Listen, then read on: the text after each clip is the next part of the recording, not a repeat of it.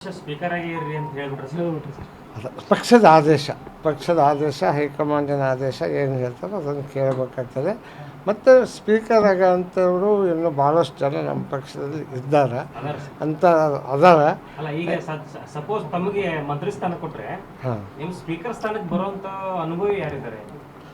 ಈಗ ನಾನು ಹೇಳೋದಿಲ್ಲ. ನಮ್ಮದು ಯಾರ್ಯಾರಿದಾಯಿತು, ನಾನು ಯಾರ್ದಾರ ಹೆಸರು ಹೇಳಿಲ್ಲ, ಮತ್ತು ಅದು ಕಾಂಟ್ರವರ್ಸಿ ಆಗಿ ಮತ್ತು ನಮಗೆ ನೀವು ಯಾರನ್ನ ಕೇಳಿ ಹೇಳಿದೆ.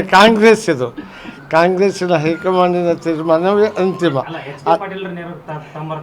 ನೋಡಿ, ಯಾರನ್ನು ಮಾಡ್ತಾರೆ ಹಿರಿಯ ರಾಜಕಾರಣಿ ಎಚ್ ಕೆ ಪಾಟೀಲ್ ಏನೇ ಕೊಟ್ಟರು ಸಹಿತ ನಭಾಯಿಸ್ತಕ್ಕಂಥ ಇದು ನನ್ನ ಲೀಡ್ರು, ನನ್ನ ರಾಜಕೀಯದಲ್ಲಿ ಗುರುಗಳು. ಅದಕ್ಕೆ ನಾನು ಅವ್ರ ಬಗ್ಗೆ ಏನು ಹೇಳೋದಿಲ್ಲ. ಆದರೆ ಎಚ್ ಕೆ ಪಾಟೀಲ್ ಸಾಹೇಬರು ಅಂತಾರು ಆಡಳಿತದಲ್ಲಿ ಇರಬೇಕು. ಈ ಪೋಸ್ಟಿನಲ್ಲಿ ಇರೋದಕ್ಕಿಂತ ಆಡಳಿತದಲ್ಲಿದ್ದರೆ ರಾಜ್ಯಕ್ಕೆ ಭಾಳ ಒಳ್ಳೆಯದಾಗ್ತದೆ. ಭಾಳ ದೂರದೃಷ್ಟಿ ಉಳ್ಳ ವಿಚಾರವಂತರು. ಹಾಗಾಗಿ ಅಂಥವರು ಆಡಳಿತದಲ್ಲಿ ಇರಬೇಕು ಅಂತ ನನ್ನ ವೈಯಕ್ತಿಕ ಅಭಿಪ್ರಾಯ ಇದೆ. ವೈಯಕ್ತಿಕ ಅಭಿಪ್ರಾಯ. ಪಕ್ಷದ ಅಭಿಪ್ರಾಯ ಏನೈತೆ ನನಗೆ ಗೊತ್ತಿಲ್ಲ. ಈಗ ಹಾವೇರಿ ಜಿಲ್ಲೆಯವರು ಎಲ್ಲರೂ ಸೇರಿ ಒಟ್ಟಿಗೆ ಕೇಳಿದರೆ ಹೆಂಗೆ ಸರ್? ಈಗ ಶಿವಣ್ಣವರಾಗಿರ್ಬೋದು, ಮಾನ್ಯವರು, ಈಗ ನಿಮ್ಮ ಹೆಸರು 3 ಜನ ಪ್ರಬಲ ಆಕಾಂಕ್ಷಿಗಳಂತ ಕೇಳ್ಪಟ್ಟಿವಿ. ಈಗ ನೋಡ್ರಿ, ಆರಿಸಿ ಬಂದವರು ಎಲ್ಲರೂ ಮಂತ್ರಿ ಆಗಬೇಕು ಅನ್ನೋರು. ಅಕಸ್ಮಾತ್ 34 ಬಿಟ್ಟು ಹಿಂದೆಲ್ಲ 60 ಜನ ಆದಂಥ ಉದಾಹರಣೆಗಳು ಅದಾವೆ. ಅವರು ಒಂದು ಕೆಟೇರಿಯ ಮಾಡಿದ್ದಾರೆ. ಇಷ್ಟು ಮಂತ್ರಿ, ಎಷ್ಟು MLA ಇಷ್ಟು ಆಗಬೇಕು ಅಂತ. ನಮ್ಮಲ್ಲಿ 34 + 1 ಇದೆ. ಹಾಗಾಗಿ ಅದನ್ನು ಮೀರಕ್ಕೆ ಬರೋದಿಲ್ಲ. ಆ ಕ್ರೈಟೇರಿಯಾ ಮೀರಕ್ಕೆ ಬರೋದಿಲ್ಲ. ಹಾಗಾಗಿ ಎಲ್ಲರೂ ಕೇಳ್ಬೋದು. ಯಾರಿಗೆ ಹೈಕಮಾಂಡ್ ತೀರ್ಮಾನ ಮಾಡ್ತಾರೆ ಅವರು ಅಂತಿಮ. ಹಾಗಾಗಿ ನಾನು ಅವರಾಗಬಾರ್ದು ಇವರಾಗಬಾರ್ದು ಅಂತ ನನ್ನದೇನು ಅಭಿಪ್ರಾಯ ಇಲ್ಲ. ನನ್ನದಿಂದ ಪ್ರಾತಿನಿಧ್ಯತೆ ಏನಪ್ಪ ಅಂದರೆ, ನಮ್ಮ ಸಮುದಾಯದಿಂದ ನಾನು ಒಬ್ಬನೇ MLA ಆರಿಸಿ ಬಂದಾನೆ. ಆದ್ದರಿಂದ ನನಗೆ ಒಂದು ಪ್ರಾತಿನಿಧ್ಯ ಕೊಡ್ರಿ ಅಂತ ನನ್ನ ಬೇಡಿಕೆ ಇದೆ ವಿನ ಇದನ್ನು ನಾವು ಒತ್ತಾಸೆ ಹೈಕಮಾಂಡ್ನವ್ರ ಮೇಲೆ ಒತ್ತಡ ಹೇರ್ತೀನಿ.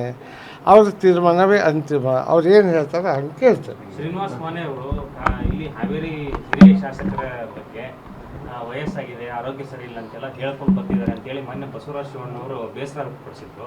ಆ ಥರದ್ದು ಏನಾದ್ರು ಕಿವಿಗೆ ಬಿದ್ದಿದೆಯಾ ಸರ್ ತಮಗೆ? ಮತ್ತು ಏನಾಯ್ತು ಅದು ಮುಂದೆ ಅಂತ? ಈಗ ನಾನು ಕೂಡ ಅದ್ರ ಬಗ್ಗೆ ನಾವು ನಮ್ಮ ಶಿವಣ್ಣವರು ಎಲ್ಲರೂ ಕೂಡ ಬಣಕಾರರು ಮಾತಾಡಿದ್ರು. ಸತ್ಯಾಸತ್ಯತೆ ಬಗ್ಗೆ ತಿಳಿಯದೆ ನಾವು ಏನೂ ಹೇಳೋದು ಬೇಡ. ಅದರಿಂದ ಅದನ್ನು ಯಾರು ಹೇಳಿದರು ಏನು ಹೇಳಿದರು ಅಂತ ನಾವು ಕೇಳಿದ್ವಿ.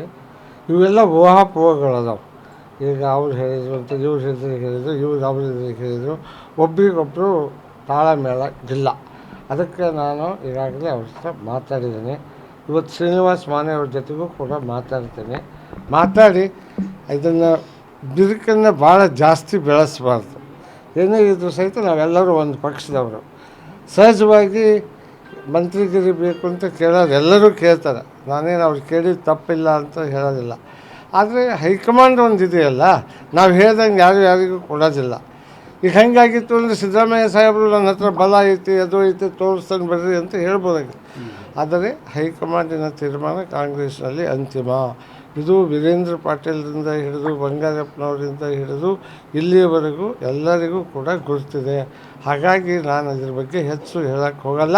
ನಾವೆಲ್ಲರೂ ಒಂದು ಪಕ್ಷದವರು. ಏನಾದರೂ ಸಣ್ಣ ಪುಟ್ಟ ಏನೇ ಇದ್ದರೂ ಸಹಿತ ಅದನ್ನು ಸರಿಪಡಿಸ್ತಕ್ಕಂಥ ಜವಾಬ್ದಾರಿಯನ್ನು ತಗೊಂಡು ನಾನು ಅದನ್ನು ಹೆಚ್ಚು ಬೆಳೆಸಿದಾಗ ಅದನ್ನು ಸರಿಪಡಿಸ್ತೀನಿ. Thank you.